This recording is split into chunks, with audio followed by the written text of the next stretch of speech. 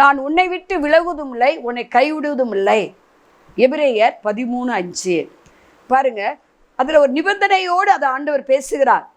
யோசுவா புத்தகம் 1ஆவது அதிகாரத்தில் எழுதப்பட்டிருக்குது, என் கற்பனையின்படியெல்லாம் நடந்தா மோசே எப்படி என் வழியில் நடந்தாலும் அதே போல் நீயும் யோசுவா என் வழியில் நடந்தீனா, என் கற்பனைப்படி நடந்தீனா, நான் உன்னை விட்டு விலகுவதில்லை, உன்னை கைவிடுவதுமில்லை என்று நிபந்தனை சொல்கிறார். இந்த எபிரேயர் 13:5 சொல்கிறார், நீங்கள் பண ஆசை இல்லாதவர்களாய் இருந்தால் நான் உன்னை விட்டு விலகுவதில்லை, உன்னை கைவிடுவதும் இல்லை. பண ஆசை எல்லாத்தையுமே வேறு. இன்னைக்கு பணம் பணம் பணம் பணம்னு வெளிநாட்டுக்கு போகிறாங்க, வெளிநாட்டு வேலை கிடைக்குன்னு ஜோம் பண்ணுங்கிறாங்க. போகிறது தப்பு இல்லை. ஆசை பணத்தை வாங்கி என்ன செய்ய போகிறீங்க? ஆண்டவர் ராஜ்யத்துக்கு அதிகமாக கொடுப்பீங்களா? இருக்க ஒரு வீடு இருந்தால் போதாதா? 10 வீடு வாடகை விடணுமா? அதில் எத்தனை இது ஆளை இல்லாமல் இருக்குது. அதுக்கெல்லாம் நீங்கள் உதவி செய்யலாமே. மிஸ்னரிகள் அங்கங்கே வெளியே நின்று ஆராய்ச்சிட்டு இருக்காங்களே, அவங்க ஆண்டவருக்காக ஒரு வீடை நீங்கள் கட்டி கொடுக்கலாமே. பண ஆசை. பிள்ளைகளுக்கு சொத்து சேர்க்கறதுல தப்பு இல்லை, சேருங்க, ஒரு லிமிட்டு தான். வாரி இறங்க ஊழியங்களுக்கு சுவிசேஷத்தை கொடுங்க, சுவிசேஷத்தை கொடுங்க.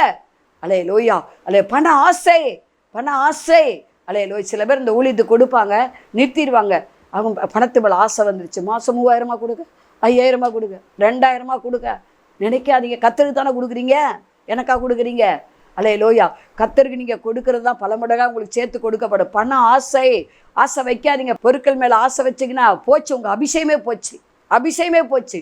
பண ஆசை நமக்குள்ளே இருக்கக்கூடாது. ஏன்னா எல்லா தேவையில் ஆண்டவர் சந்திக்கிறவராக இருக்கிறார். நாம் சகல நன்மைகளை அனுபவிக்க அவர் சம்பூரணமாய் கொடுக்கிறவர் என்று சொல்லி 1 தீமோத்தேயு 6:17 வாசிக்கிறோம். ஆகவே பணம் எந்த இதில் ஆசை வச்சுருக்கீங்க? வெளித்தோற்றத்தில் ஆசை வைக்காதீங்க. அலே லோயா. அன்றைக்கி பொண்ணு மாப்பிள்ளை கல்யாணம் நடக்காமல் 30 வயசு 40 வயசு நிற்க காரணம் வெளித்தோற்றம் தான். அவன் அழகு இல்லை, மூக்கு கருப்பாக இருக்குது, அது கருப்பாக இருக்குது, இது கருப்பாக இருக்குது, சம்பளம் பத்தாது. நீங்கள் இப்போக்குள்ளே கல்யாணம் முடிச்சுக்கிற மாட்டீங்க. பண ஆசை.